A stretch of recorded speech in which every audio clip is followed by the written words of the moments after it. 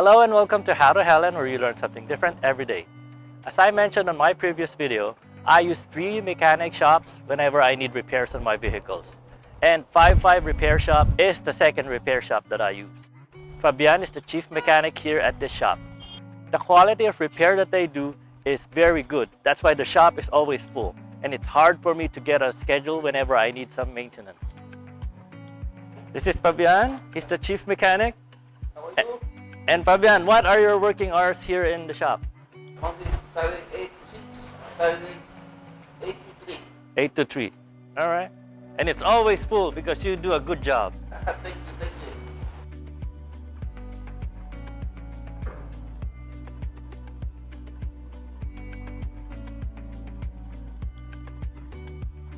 They do all types of maintenance and repairs.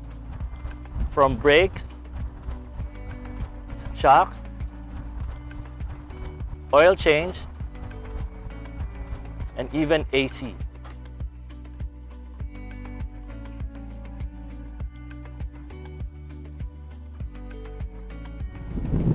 .55 Auto Repair Shop at 5001 East 69th Street in Woodside, New York.